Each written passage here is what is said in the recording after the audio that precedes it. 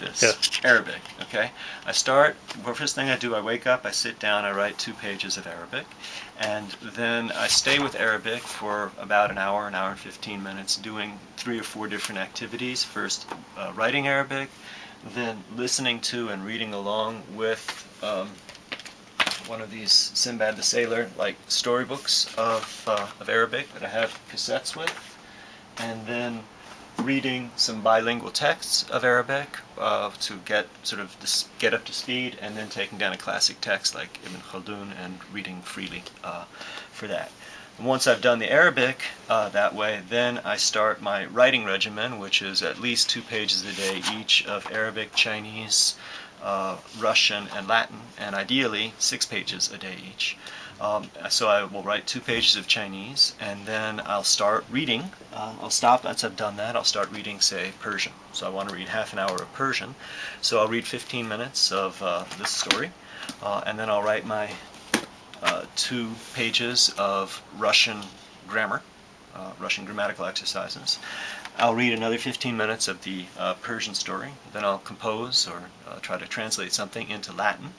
And then at that point, rather than continuing, maybe say if I've attained that goal, then I'll do some grammatical exercises in something like Turkish.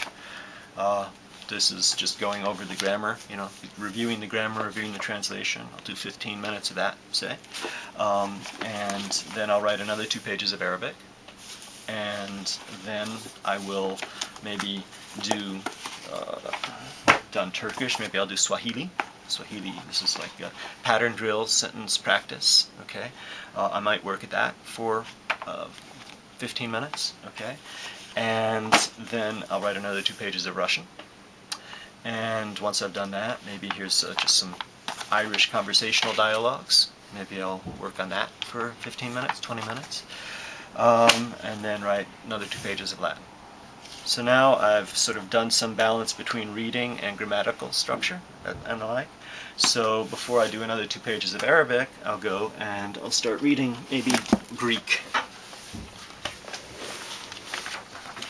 Here's some enlarged Greek stories. This is like a Greek children's version of the Odyssey, okay, retelling of that, which I have read thoroughly with a dictionary and sort of written in the unknown words underneath it. Mm-hmm. And so now I can read this more swiftly. And exactly as I did with Persian, I may have my goal for today be half an hour or an hour.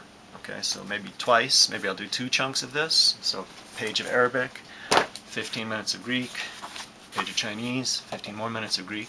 Okay, and then after I've done that, this is really interesting. This guy Sean Bender, not Sean, what's his name? Ernest Bender. He's got this magnificent set of Hindi grammar and readers and Urdu grammars and readers that are almost perfectly parallel in terms of their examples and their sentence structure.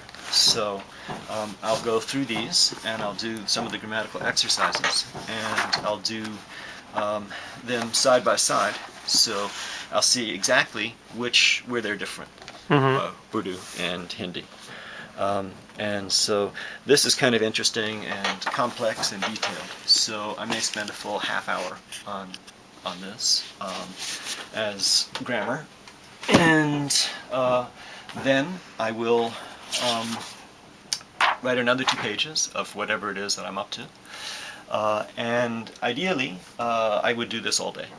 I would have no problem myself on it if my wife and children on a Sunday when they go to church, and I have the entire morning, I can do this, nonstop. And I could really do this for 12, 16 hours a day. But when reality impinges, this is if I've been able to get up at the crack of dawn and start doing this, say at 3 in the morning. Now I'm already probably past there, at 7 o'clock or so. And then I go for a run. And when I'm running, I listen to an audiobook all the time in some foreign language. And then I have to come back and interact with this thing and write some email and make some applications, or do something, interact with a student on course, write something. So I have to interact with the computer, and in between breaks of doing that, I still continue writing. I'll work on here for a while, then I'll break and get away from this. I'll write another 2 pages of one of my written languages.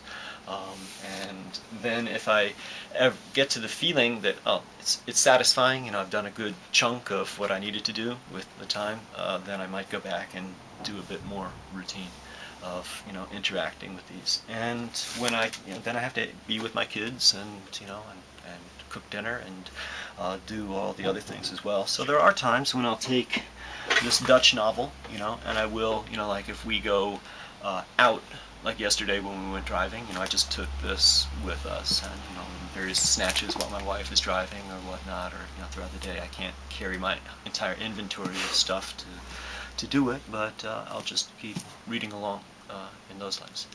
So yeah, that's what I did back in the day, basically when I was keeping these journals, when I was able to do this pretty much all day, every day. At that stage I was Show me one of those.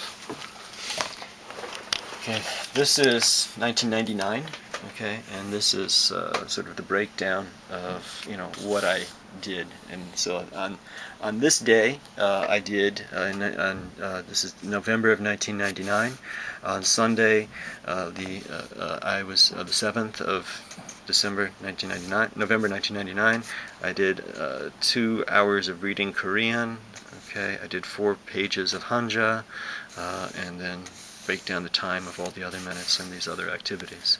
So at this stage, this was a lot more learning curve. I mean, at this stage, when I was doing Greek, I wasn't reading the book. I was, learning the, working through a textbook or something. Particularly with the Assimil methods. A lot of the other, when I have Danish here, I wasn't. If I have Danish now, it means instead of the Dutch novel, I'm reading a Danish novel. At that point, it was I was working with the Assimil book and going through the routine with the grammar. So.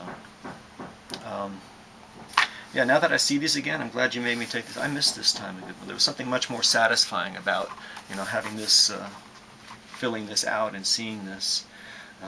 And you can see I'm honest. Look, I did leave gaps. I'm back on this, on the witnesses. This is May 5th, May 4th, 2002. I did extremely little. Look at that. I slacked off. I don't know what happened.